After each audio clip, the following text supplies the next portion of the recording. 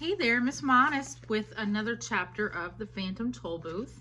We are on chapter 3, and it looks like our friend is finally going to make it to the city that he's been trying to get to.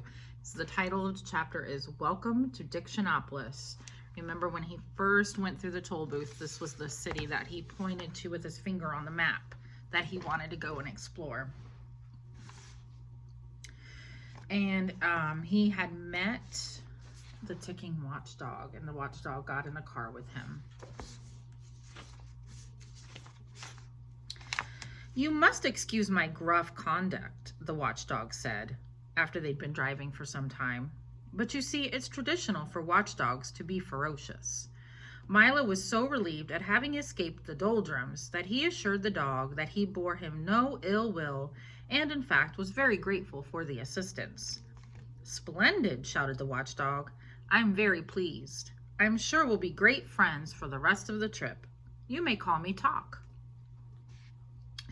"That is a strange name for a dog who goes tick, tick, tick, tick, tick, tick all day," said Milo.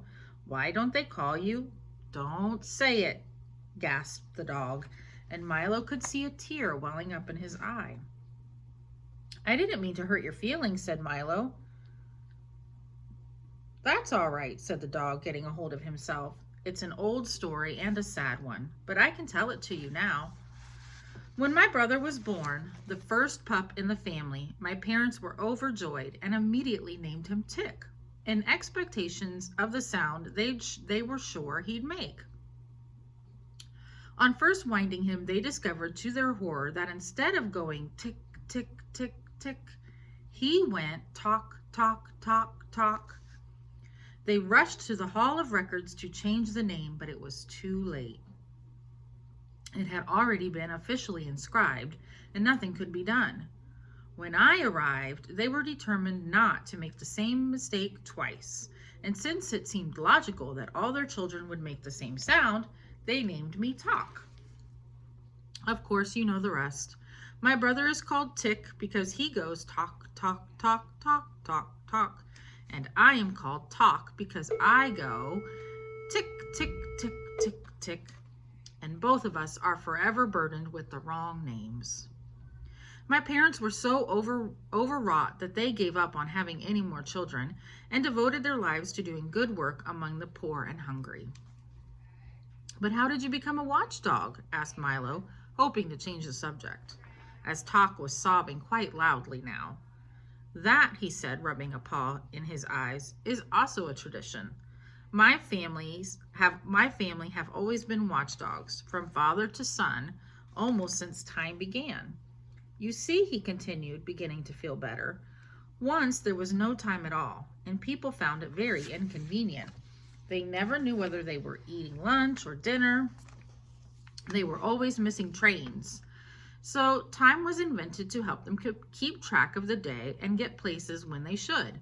When they began to count all the time that was available, what was 60 seconds in a minute and 60 minutes in an hour and 24 hours in a day and 365 days in a year, it seemed as if there was much more than could ever be used.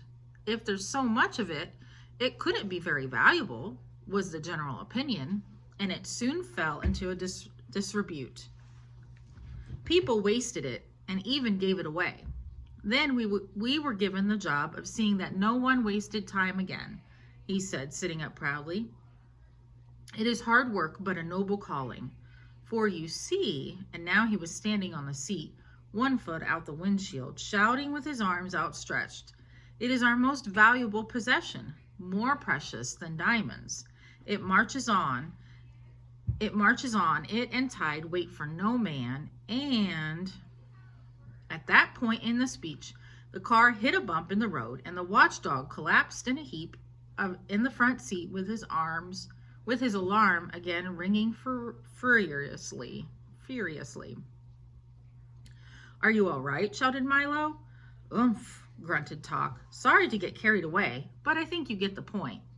What do you guys think? Do you agree with the watchdog that time is the most valuable thing there is, even more valuable than diamonds?" As they drove along, Talk continued to explain the importance of time, quoting the old philosophers and poets and illustrating each point with gestures that brought him close to tumbling headlong from the speeding automobile. Before long, they saw in the distance the towers and flags of Dictionopolis sparkling in the sunshine. There it is. And there they are down at the bottom in the car, approaching the city. And in a few moments, they reached the Great Wall and stood at the gateway of the city. "Ahem," roared the gateman, clearing his throat and snapping smartly to attention. "This is Dictionopolis, a happy kingdom, advantageously located in the foothills of confusion and caressed by gentle breezes from the sea of knowledge. Today, by royal proclamation, is market day. Have you come to buy or sell?" "I beg your pardon," said Milo. "Buy or sell, buy or sell," repeated the gateman impatiently. "What is it? You must have come here for some reason." "Well, Milo began. "Come now, if you don't have a reason, you must at least have an explanation, or certainly an excuse," interrupted the gateman. There's a picture of them at the gate with the gateman.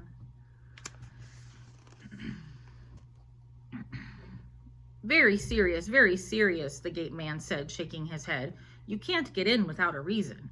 He thought for a moment and then continued, "Wait a minute. Maybe I have an old one you can use."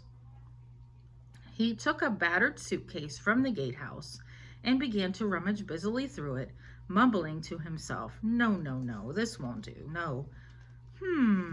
This is fine," he cried triumphantly, holding up a small medallion on a chain. He dusted it off, and engraved on one side were the words, "Why not?" That's a good reason for almost anything. A bit used, perhaps, but still quite serviceable. And with that, he placed it around Milo's neck, pushed back the heavy iron gate, bowed low, and motioned him into the city. "I wonder what the market will be like," thought Milo, as they drove through the gate. But before there was time for an answer, they had driven into an immense square crowded with long lines of stalls, heaped with merchandise and decorated in colored bunting. Overhead, a large banner proclaimed, "Welcome to the Word Market." And across from the square, 5 very tall, thin gentlemen, regally dressed in silks and satins, plumed hats and buckled shoes, rushed up to the car, stopped short, mopped 5 brows, caught 5 breaths, and unrolled 5 parchments, and began taking turns. "Greetings, salutations, welcome, good afternoon, hello." Milo nodded his head, and they went on.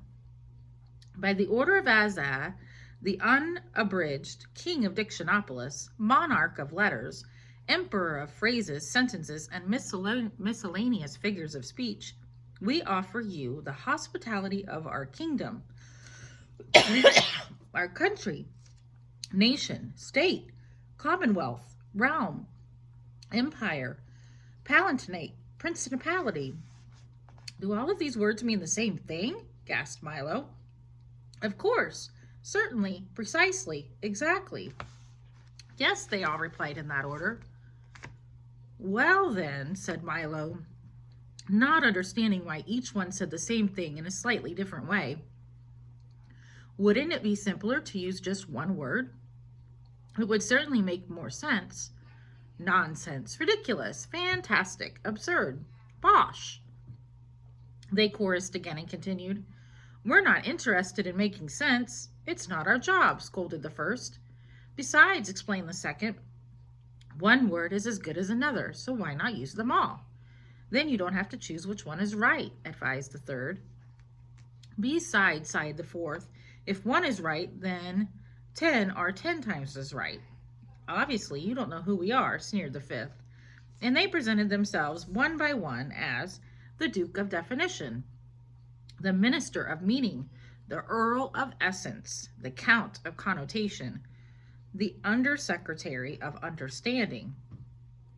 Milo acknowledged the introductions, and as Tot growled softly, the minister explained, We are the king's advisors, or in more formal terms, his cabinet. And there's one of them.